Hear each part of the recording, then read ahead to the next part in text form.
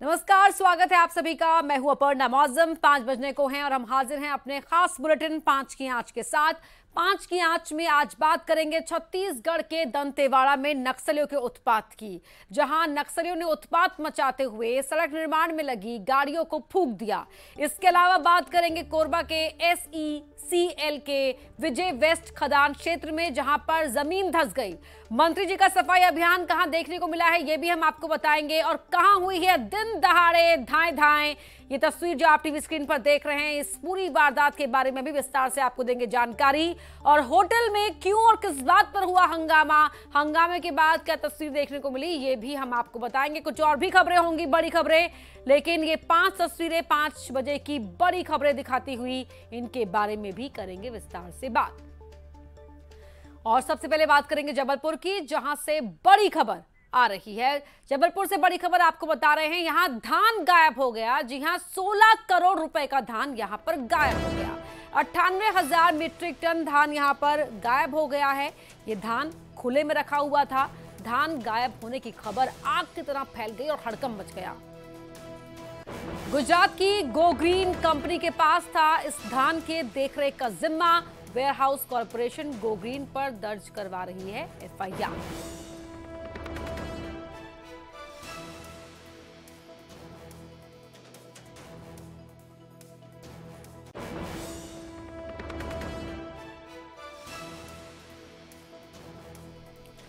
तो बीते 4.5 लाख बीते साल मीट्रिक टन धान की यहां पर खरीदी हुई थी। जिले के 7 अलग अलग जगहों पर खुले में ये धान रखा गया था। इन ओपन कैंप में खराब धान भी खुले में पड़ा हुआ दिखाई दे रहा है। तो 16 करोड़ रुपए का धान गायब हो गया है। बड़ी खबर आपको बता रहे हैं, 98,000 मीट्रिक टन ये धान गायब हुआ है जो खुले में रखा गया था। यहां पर जो देखरेख का जिम्मा था वो गो ग्रीन नाम की कंपनी के पास था। वेयरहाउस कॉर्पोरेशन अब गो ग्रीन पर FIR दर्ज करवा रही है। जबलपुर से हमारे सहयोगी पवन पटेल लाइव जुड़ रहे हैं हमारे साथ। पवन, खुले में रखा हुआ था धान पहले तो, और दूसरा ये कि यहां पर धान गायब हो जाता है, कब गायब हुआ, क्या इस बात की कोई जानकारी है या नहीं? बिल्कुल अपर्णा, जो है सवाल सबसे बड़ा यही है कि आखिर इतनी बड़ी मात्रा में धान गायब कैसे हो गया। 4.5 लाख मीट्रिक टन धान जिला समिति प्रबंधन द्वारा खरीदा जाता है और उसके बाद उसे ओपन कैप में रखा जाता है, जिसका जिम्मा गुजरात के अहमदाबाद की गो ग्रीन कंपनी को ये पूरा ठेका दिया जाता है, जो केयर करती है उसकी, और उसकी जिम्मेदारी थी कि धान को सुरक्षित रखा जाए। अभी जो स्पॉट पर तस्वीरें हैं 7 अलग अलग स्थानों की, वहां की तस्वीरें जो सामने आई हैं उसमें देखा जा सकता है कि धान खराब हो गया है और जो तय मात्रा थी, जितना वहां पर धान होना चाहिए था उतना नहीं है। तकरीबन 98,000 मीट्रिक टन धान जो है वहां से गायब है, या कहें कि खराब हो गया, चोरी हो गया, जो भी कह सकते हैं। उसकी जांच के बाद ही स्पष्ट होगा कि धान का क्या हुआ है। लेकिन बड़ा सवाल यह है कि जिला प्रशासन, जिसने खरीदी करने के बाद में ओपन कैप में धान रखवाया, उसके बाद जिसे ठेका दिया, उसकी मॉनिटरिंग पर भी सवाल उठते हैं कि प्रशासन ने उसकी मॉनिटरिंग नहीं की और कंपनी ने जो है उसे फिलहाल अभी तक कोई स्पष्ट जवाब नहीं दिया कि आखिर गया कहाँ है। तो अब इस पर FIR की है, लेकिन कहीं ना कहीं प्रशासन की भी इसमें बड़ी लापरवाही उजागर होती है कि किसानों की मेहनत से उगाया गया अनाज जो दुनिया भर में सप्लाई होता है उसको स्टॉक में रखा जाता है, ओपन कैप में रखा जाता है। यानी वेयर हाउस की कमी होती है तब ओपन कैप का इस्तेमाल किया जाता है स्टॉक करने के लिए। तो वहां पर मॉनिटरिंग की जो व्यवस्था होना चाहिए, एक बार फिर ये सवाल खड़े हो रहे हैं कि मॉनिटरिंग रेगुलर नहीं होती है, कहीं ना कहीं इसमें लापरवाही होती है, जिसके कारण इस तरह का नुकसान होता है। और ये तस्वीर जो है कोई पहली बार नहीं आई, हर बार गेहूं और धान में इसी तरह की तस्वीरें सामने आती रही हैं, जो कहीं ना कहीं शासन और प्रशासन की मंशा और उनकी कार्यप्रणाली को हमेशा सवालों के घेरे में खड़ा रखती है। जाहिर तौर पर इस तरह से धान चोरी हो गया तो खबरें तो सामने आएंगी ही और सवाल तो उठेंगे ही। बहुत शुक्रिया आपका इस पूरी जानकारी के लिए पवन पटेल। वही नक्सलियों के उत्पात की तस्वीर अब आपको दिखाते हैं। वोटिंग खत्म होने के बाद छत्तीसगढ़ के दंतेवाड़ा जिले में नक्सलियों ने एक बार फिर से उत्पात मचाया है। नक्सलियों ने सड़क निर्माण कार्य में लगी गाड़ियों और मशीनों को फूंक दिया। इस घटना में किसी के हताहत होने की जानकारी नहीं है, लेकिन इलाके में लोग डरे हुए हैं, दहशत है। नक्सलियों के उत्पात के बाद बड़ा सवाल ये खड़ा हो रहा है कि क्या नक्सली विकास विरोधी हैं?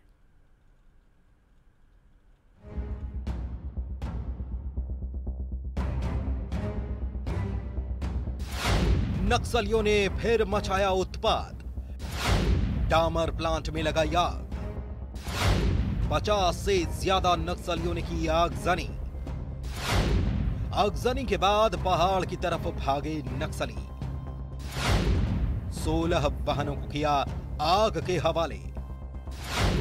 पोकलेन, जेसीबी, हाईवा में लगाई गई आग। दंतेवाड़ा में नक्सलियों ने एक बार फिर से बड़ा उत्पात किया है। नक्सलियों ने सड़क निर्माण में लगे 16 वाहनों और डामर प्लांट को आग के हवाले कर दिया।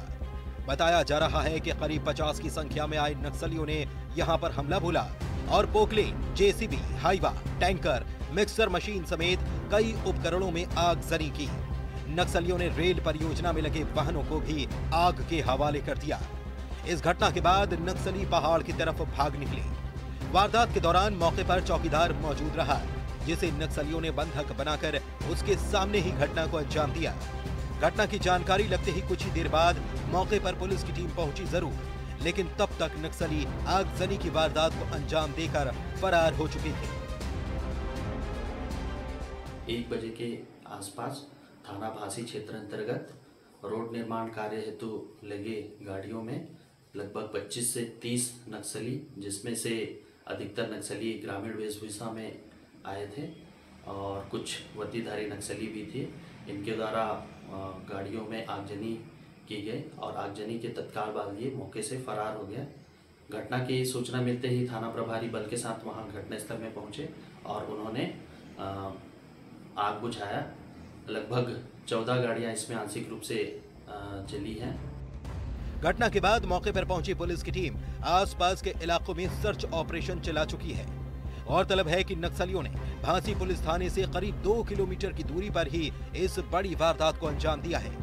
लंबे अंतराल के बाद नक्सलियों ने दंतेवाड़ा शहर के आसपास अपनी मौजूदगी दर्ज कराने के लिए ये आगजनी की है। 200-210 के आसपास संख्या बन जाते हैं, लेकिन और हमने डिटेक्ट किया है यह विस्फोट हो गए।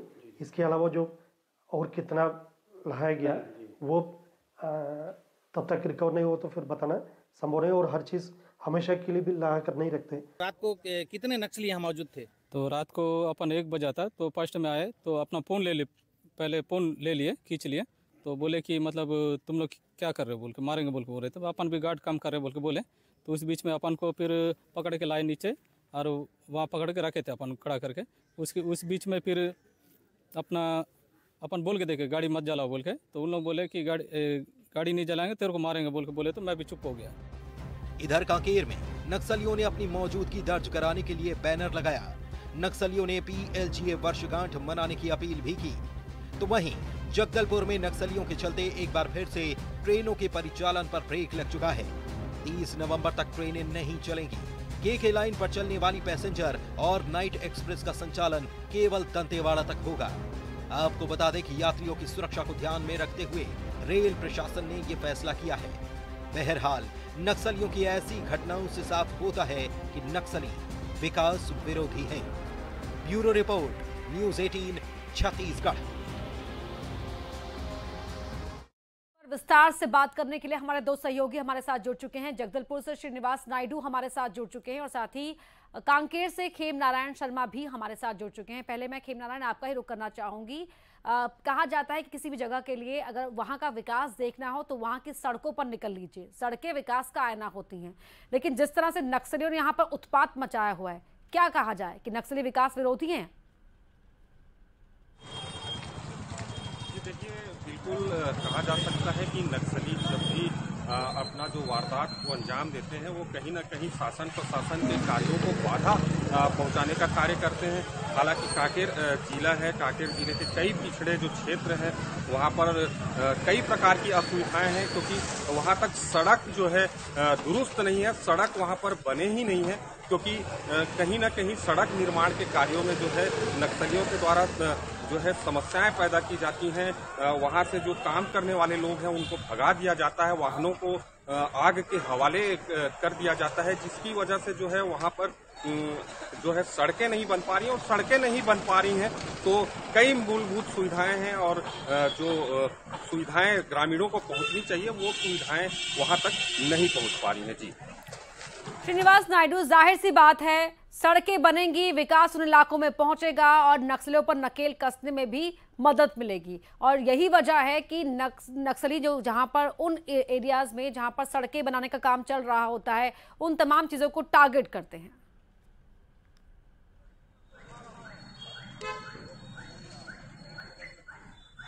जो ट्रेजेडी है उनकी चेंज हुआ है और एक घटनाओं को अंजाम देने की कोशिश में लगे हुए हैं। मतदान के समय जो मतदान हुआ था बस्तर में 7 नवंबर को, उसमें बड़ी वारदात को अंजाम दे नहीं सके, लेकिन उसके बाद माओवादियों ने अपने स्ट्रेटजी को चेंज किया और लगातार जो अंदरूनी इलाकों में जो सड़क काम में लगे वाहनों को आगजनी कर रहे हैं, आईईडी लगा रहे हैं ताकि जवानों को नुकसान हो सके। लेकिन जो माओवादी की जो ये हरकत है इससे सुरक्षा बल काफ़ी अलर्ट है। बस्तर आईजी ने खुद दावा किया है कि माओवादी अब पीछे धकेले जा रहे हैं, चूँकि लगातार जो अंदरूनी इलाकों में लगभग 54 से अधिक कैंप स्थापित हो गए हैं। तो कहीं ना कहीं माओवादी का जो इलाका है, कोर इलाका कहा जाता है, वहां पर माओवादी सिमटते जा रहे हैं और यही कारण है कि अपनी जो मुस्तैदी और अपनी जो उपस्थिति है वो शहरों के नज़दीक आके दिखा रहे हैं। और जैसे दंतेवाड़ा में कल बीती रात भांसी के जो नज़दीक हुआ डामर फैक्ट्री में जो वाहनों में, तो कहीं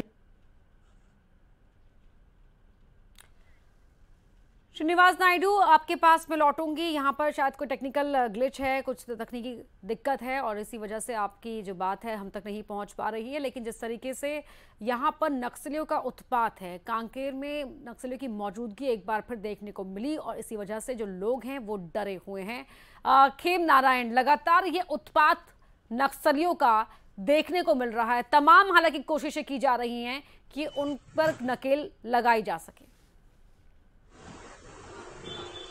जी देखिए, लगातार जो है सुरक्षा बल और पुलिस के जवान जो है जंगलों में अपनी सर्चिंग अभियान जारी रखे हुए हैं और लगातार जो है प्रतिदिन जो है जंगलों में नक्सलियों को खदेड़ने के लिए, उन क्षेत्रों से उनको हटाने के लिए काफी प्रयास जो है पुलिस प्रशासन और सुरक्षा बल के जवान जो है वो कर रहे हैं। लेकिन फिर भी जो है नक्सली जो है अपना उत्पात जारी रखे हैं और ग्रामीणों में जो है दहशत फैलाने के लिए बैनर पोस्टर के माध्यम से जो है अपील की जाती है। जैसा कि अभी हाल ही में आज जो है मारबेड़ा क्षेत्र में जो है नक्सलियों ने बैनर पोस्टर टांगे हैं और सूत्रों के हवाले से ये खबर भी लगातार डराने का काम नक्सली करते रहते हैं, दहशत पैदा करने का काम करते हैं। दंतेवाड़ा से दिनेश गुप्ता हमारे सहयोगी हमारे साथ जुड़ चुके हैं।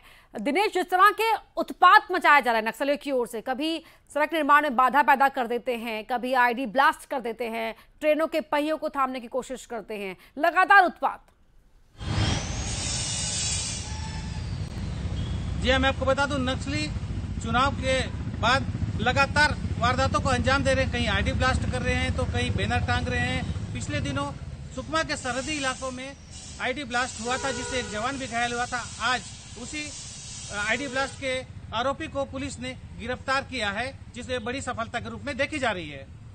जी शुक्रिया दिनेश आपका। श्रीनिवास आपका भी बहुत बहुत शुक्रिया। खेम नारायण आपका भी शुक्रिया इस पूरी जानकारी के लिए। तो वहीं कोरबा के SECL के विजय वेस्ट खदान क्षेत्र में लोग दहशत में आ गए। क्यों, वो बता दें आपको, क्योंकि यहाँ पर जमीन धंस गई थी। मामला पसान क्षेत्र के बीजाडांड गांव का है, जहां करीब 1 एकड़ जमीन 5 फीट नीचे धंस गई। जमीन धंसने से डरे सहमे लोगों ने यहां पर प्रबंधन पर सुरक्षा व्यवस्था को लेकर अनदेखी का आरोप लगाया है। ये बड़ा मामला आया है सामने, जहां करीब 1 एकड़ जमीन 5 फीट नीचे धंस गई। लोग दहशत में आने ही थे। ये बड़े हादसे का संकेत भी हो सकता है। कभी भी कहीं भी जमीन इस तरह धंसी तो एक बड़ा हादसा हो सकता है।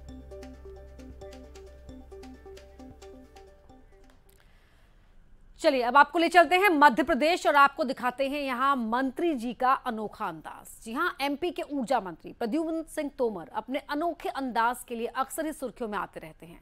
उनके बारे में माना जाता है कि वो कहीं भी कुछ भी अचानक करते हुए नजर आ सकते हैं।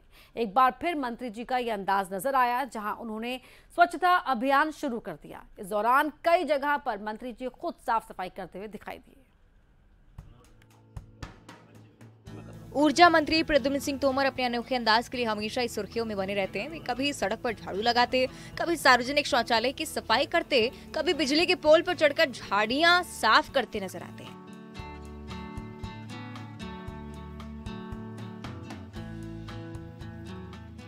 सोमवार को एक बार फिर से ऐसे ही अंदाज में दिखे मंत्री जी। हजीरा सिविल अस्पताल में सफाई करने पहुंचे। उन्होंने अस्पताल परिसर में झाड़ू लगाकर सफाई की और इस दौरान मंत्री जी ने टॉयलेट भी साफ किया, जिसका वीडियो सामने आया है। वहीं ग्वालियर में बदमाश मानो पुलिस से डरते ही नहीं। यहां से जो खबर आई है वो चौंका देने वाली है। यहां बदमाशों ने दिन दहाड़े फायरिंग की, एक युवक पर फायरिंग की, जो गोली उस युवक के सर पर जा लगी। मध्य प्रदेश के ग्वालियर में बदमाशों के हौसले बुलंद हैं, बावजूद इसके अपराधी दिन दहाड़े फायरिंग और हत्या के प्रयास जैसी घटनाओं को अंजाम दे रहे हैं। ऐसा ही एक मामला ग्वालियर के थाटीपुर थाना क्षेत्र में देखने को मिला, जहां दिन दहाड़े एक युवक पर कुछ बदमाशों ने गोलीबारी कर दी। पुलिस ने सीसीटीवी फुटेज के आधार पर आरोपियों की तलाश शुरू कर दी है। दरअसल शहर के थाटीपुर थाना क्षेत्र में मयूर मार्केट के पास रविवार शाम के समय कार में सवार एक युवक पर कुछ बदमाशों ने ताबड़तोड़ फायरिंग कर दी। इससे कार सवार युवक के सिर में गोली लगने से गंभीर रूप से वो घायल हुआ। उसे इलाज के लिए अस्पताल में भर्ती कराया गया। बताया जा रहा है कि पुराने विवाद को लेकर युवक अर्जुन तोमर पर फायरिंग की गई, जिसमें उसके सिर में गोली लगने से वो गंभीर घायल हुआ। इसका इलाज कराया जा रहा है। घटना का सीसीटीवी फुटेज भी सामने आ चुका है। इसके आधार पर आरोपियों की पहचान कर जल्द ही गिरफ्तारी के प्रयास किए जाएंगे।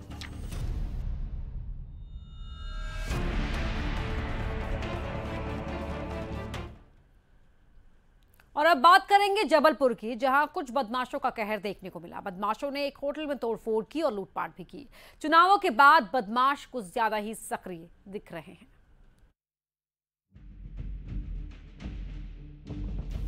जबलपुर के एक होटल में कुछ बदमाशों ने जमकर तोड़फोड़ की और लूट की वारदात को अंजाम दिया। पूरी घटना वहां लगे सीसीटीवी कैमरे में कैद हो गई। तीनपत्ती बस स्टैंड पुलिस चौकी के पास कर्मचारी होटल को बंद करने की तैयारी में थे। तभी भरतीपुर निवासी गणेश सोनकर कुछ युवकों के साथ वहां पहुंचा और हंगामा करते हुए कर्मचारी के साथ मारपीट कर दी। कर्मचारी के अनुसार इस दौरान जब होटल के संचालक उसे रोकने पहुंचे तो बदमाशों ने उनके साथ भी धक्का मुक्की की, गाली गलौज की। घटना के बाद बदमाश वहां से धमकी देते हुए चले गए। वारदात के बाद होटल संचालक ने ओमती थाने पहुंचकर शिकायत दर्ज करवाई है।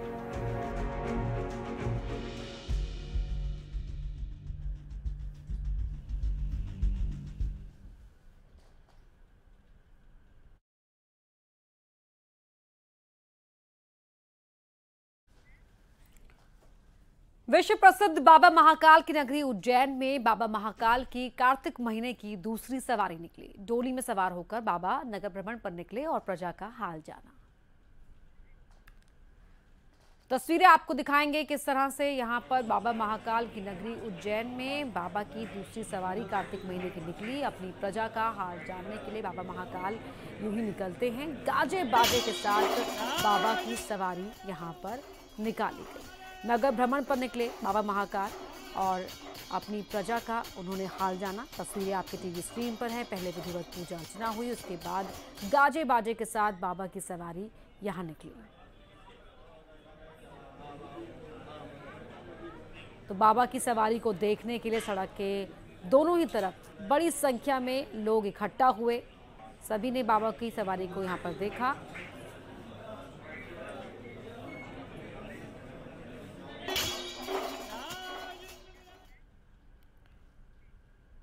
और यहां रुकेंगे एक छोटे से ब्रेक के लिए, आप जुड़े रहिए।